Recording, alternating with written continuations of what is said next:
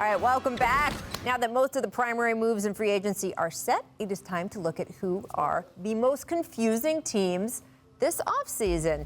And Zach, this is something you do on your podcast every year, so we thought we would bring it to the jump.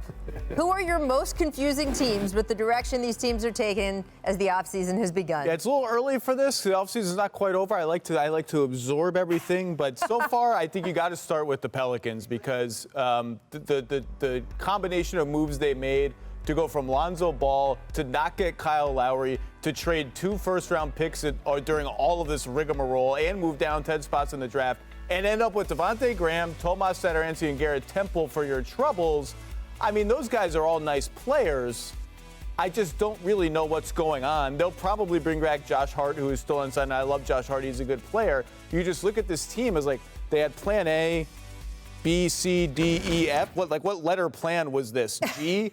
And then it's like, what are they? You know, how does Jonas Valanciunas in his post-up game fit with what they're doing? What is their defensive identity? They were a bad defensive team under Stan Van Gundy. They haven't corrected that. So it's just a little sort of, what's the vision here? What's the identity of this team? They have a new coach, too, and that's part of it.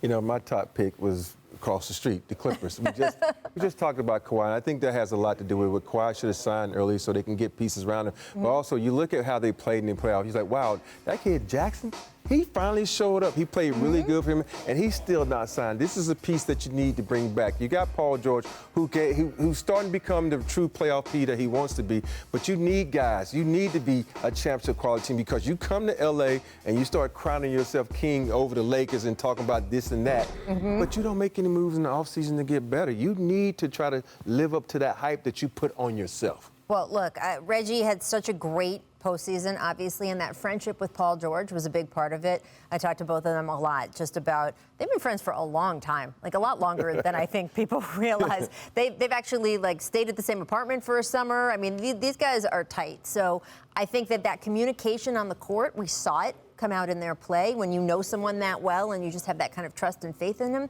So I feel like he's going to stay with the Clippers because not only is it a successful basketball situation for him, I just think personally it's been a very big deal to him personally. So I don't know. Are they waiting for the Kawhi piece to fall in before they can figure out the Reggie piece? What do you think is going on with the Clippers? I think they're just in a holding pattern. I mean, we already talked about Kawhi. I think he's coming back. And I think Reggie Jackson will come back, too. And this will all be sort of full of sound and fury, signifying nothing. The Clippers will be back. And next year is just sort of, depending on Kawhi, if he comes back late, if he doesn't come back, next year is sort of a, let's see what we have in the guys we just got in the draft. Let's see what more Terrence Mann can give us. He was a great story toward the end of last season. And then come back full throttle next year. Remember, another guy that we didn't talk about in terms of improving your team, Serge Ibaka, and that injury was a big, big deal for them. And the spacing and rim protecting that they lost with him. And so they got to get him healthy, too. I think also with Serge, though, he's the type of guy that's not young either. So that's going to be a big difference in how he recovers from his injury. Because as you get up in age, that injury, it slows you down tremendously. But he is a very good locker room guy. And he has a lot of energy. And on a team where there are some more quiet leaders, I think that him being more involved in the mix will have a benefit beyond just the X's and O's on the court.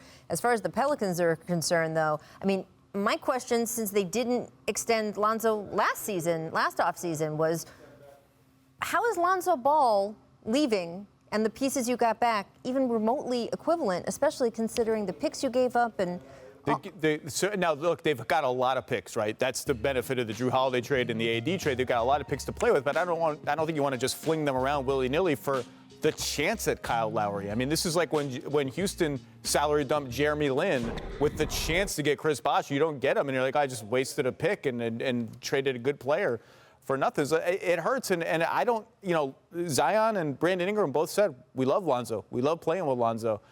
I just kind of look. Lonzo's a polarizing player. The limitations are glaring and obvious, but what he does well, he's really good at, and he's young. And there was a simpler solution, just staring them right in the face. They didn't take it. But I also think with Devontae Graham coming in, that's a cheaper Lonzo Ball. Don't forget, this guy could have been newcomer of the year. I mean, the most improved player. He's a good player. Yeah, he's a good player. So with that system, they don't need a dynamic guy. You got Zion, you got B.I. You don't need a guy like Alonzo Status to come out and do it. You need a guy that's going to get the guys in the right position, control the team, and make them better defensively. Yeah, and you were also confused by, just give us a couple quick hits before we go to break. Celtics, just sort of all the talent drain that they've had, the stars that have left. quiet offseason, which we knew was going to happen. They got Josh Richardson. What's the roadmap? What's the next step around Tatum and Brown? Where is this team going? And then Pacers, not that active in the offseason, but they just got a lot of guys. The Sabonis-Turner big man pairing has kind of persisted longer than I frankly expected it would be. It always feels like something's got to give there. A lot of guys who need the ball, but nothing's given yet. And obviously they have a Hall of Fame quality new coach in Rick Carlisle, too. There you go. You want to add anyone else to that list, Robert? I just want to pick on the Sacramento Kings. Okay.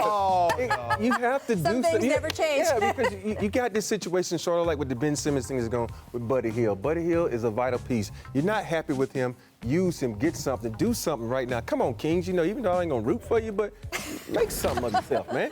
That Lakers Buddy Hield That was a trade good motivational speech. Make something of yourself, young man. That trade was going to remake what was happening in Sacramento, and then it just didn't happen.